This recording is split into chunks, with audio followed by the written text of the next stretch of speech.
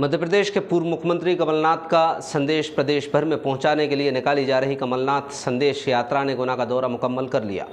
इस यात्रा को गुना लेकर आए कांग्रेस के प्रदेश उपाध्यक्ष दामोदर सिंह यादव आत्मविश्वास से लबरेज नजर आए। उन्होंने कांग्रेस के लिए चुनौती बन चुकी गुना और बमोरी विधानसभा सीटें जीतने का दावा करते हुए चुनावी समर में कांग्रेस द्वारा मध्य प्रदेश भाजपा के बड़े बड़े विकेट गिराने की बात कही। उनका इशारा ऐसे नेताओं को चुनाव हराने को लेकर था जिन्होंने साल 2020 में कांग्रेस की सरकार गिराने के दौरान अहम भूमिका निभाई थी।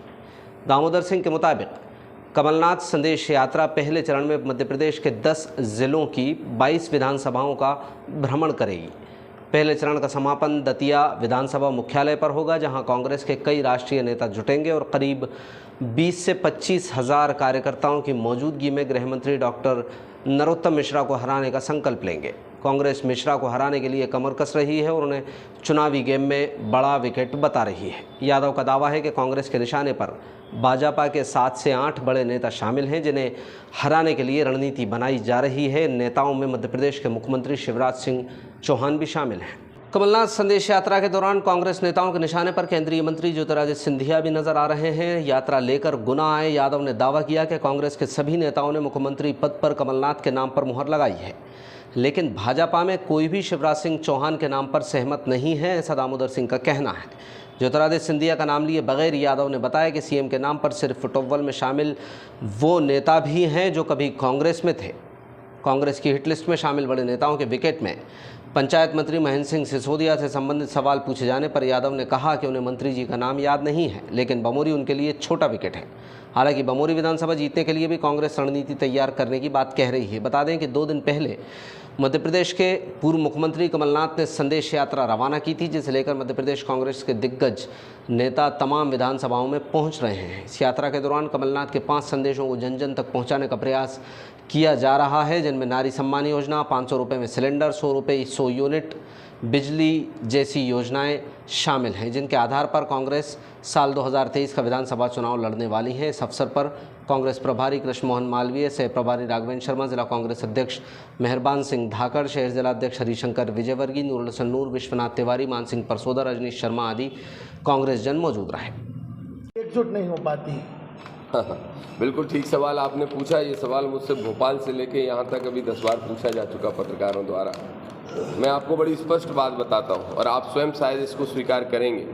मैं इस बात को मानता हूँ कि पहले चुनाव में कभी ऐसा रहा होगा कि पूरी कांग्रेस एकजुट नहीं हुई हो, लेकिन इस बार मुझे ये कहने में जरा भी संकोच नहीं है कि माननीय दिग्विजय सिंह जी, माननीय अरुण भाई, माननीय पचौरी जी, माननीय भूरिया जी और पार्टी के जितने भी वरिष्ठ नेता हैं, और चाहे नौजवान नेता हों, हम जैसे लोग हों, जयवर्धन जी जैसे लोग हों, और भी जो प्रदेश में प्रमुख जो युवा साथी निकल के काम कर रहे हैं, सब ने कहा है कि हमारे नेता इस बार माननीय मुख्यमंत्री के रूप में कमलनाथ जी होंगे। और कमलनाथ जी के चेहरे पर कहीं किसी तरह का कोई संदेह किसी नेता को नहीं है। लेकिन इससे जस्ट उल्टा देखें भारतीय जनता पार्टी में, तो मुख्यमंत्री के चेहरे की ही लड़ाई है। मैं बड़ा स्पष्ट तौर पे आपसे कहूँगा कि गुटबाजी इस बार कांग्रेस में नहीं, भारतीय जनता पार्टी में, जो कि साफ दिखाई दे रही है। शिवराज जी, मैं कह रहा हूँ कि कमलनाथ जी मुख्यमंत्री होंगे, जयवर्धन जी कहते हैं, आदरणीय दिग्विजय सिंह जी कहते हैं, अरुण भाई कहते हैं, सभी बड़े नेता कहते हैं, लेकिन बताइए भाजपा में कोई कह पा रहा है कि मुख्यमंत्री कौन होगा?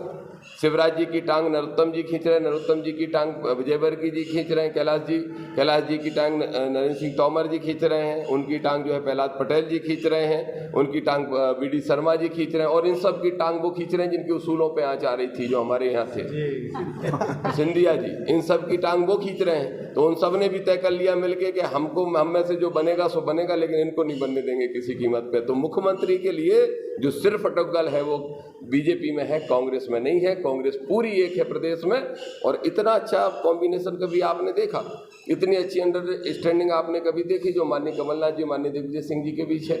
बहुत ज़बरदस्त है, और ये दोनों नेता बहुत अनुभवी हैं। मैं उम्मीद करता हूं कि हमारी 150 से 200 सीटें जीत के आएंगी। जिसमें बमोरी भी है। देखिए, हमने बमोरी छोटा विकेट है हमारे लिए, मैं बड़े विकेटों की बात कर रहा हूँ, ये गिनती में नहीं आता, जो भी आपका मंत्री में नाम ही भूल जाता हूँ उसका, तो उनका नाम मुझे याद नहीं है। मैं छोटे विकेटों की बात नहीं कर रहा हूँ, हमें बड़े विकेट गिराने की ज़रूरत है। ये छोटे तो आंधी में धुआं में वैसे ही उड़ जाएंगे जब हमारी पार्टी की आंधी चलेगी, तो इन विकेटों की मुझे परवाह नहीं है। लेकिन हाँ, जितने 7-8 बड़े बड़े विकेट हैं, आखिरी विकेट बुधनी में जाके गिराएंगे। बहुत बहुत धन्यवाद। सबने कवर किया है, भोपाल में आपके चैनलों ने कवर किया है। 2 दिन पूर्व माननीय PCC चीफ कमलनाथ जी के द्वारा हमारे प्रदेश कांग्रेस कार्यालय से हरी झंडी दिखाकर इस यात्रा को उन्होंने रवाना किया। कमलनाथ संदेश यात्रा पहले चरण में मध्य प्रदेश के 10 जिलों में 22 विधानसभाओं में 50 से अधिक सभाएं करने वाली है। इसकी शुरुआत भोपाल से हुई, फिर विदिशा जिले में अनेक सभाएं हुई, उसके बाद अशोकनगर की दोनों सभाएं करके आज गुना में हम पहुँचे। गुना के बाद शिवपुरी में, दतिया में, टीकमगढ़ में, छतरपुर में, निवाड़ी में, ये सारे ज़िलों के अंदर पहले चरण में हम यात्रा लेके जा रहे हैं। सबसे अहम बात यह है कि इस यात्रा का जो समापन होगा प्रथम चरण का, वो दतिया में समापन होगा, और दतिया वही नगरी है जहाँ से गृह मंत्री नरोत्तम मिश्रा चुनाव जीत के आते हैं। हम लोगों का लक्ष्य है, हम हर यात्रा के एक चरण में कांग्रेस के सारे साथी मिलके भाजपा का एक वो विकेट गिराने का काम करेंगे जो भारतीय जनता पार्टी के लोग भ्रष्टाचार करके जनता को लूटने का काम कर रहे हैं। और चूंकि नरोत्तम मिश्रा की भूमिका तो हमारी सरकार को गिराने में भी बहुत अहम थी, इसलिए हमने ये तय किया है, ये लक्ष्य बनाया है कि जिस दिन इसका समापन दतिया में होगा, हमारे राष्ट्रीय स्तर के नेता भी आएंगे और उसी दिन हम ये घोषणा कर देंगे कि नरोत्तम मिश्रा की राजनीति का दतिया में वो अंतिम दिन होगा। हम इस यात्रा के माध्यम से माननीय कमलनाथ जी की सरकार ने विगत 15 महीने में, जब वो मुख्यमंत्री थे, उस समय उस कार्यकाल में जितने भी जनहितैषी काम किए, चाहे वो गौशालाएं बनाने का मामला हो, चाहे किसानों की कर्जा माफ़ी का मामला हो, या बहुत सारे जो जनहितैषी काम किए, उन योजनाओं को गांव-गांव तक, गली-गली तक, घर-घर तक पहुंचाने के उद्देश्य से इस यात्रा को निकाल रहे हैं।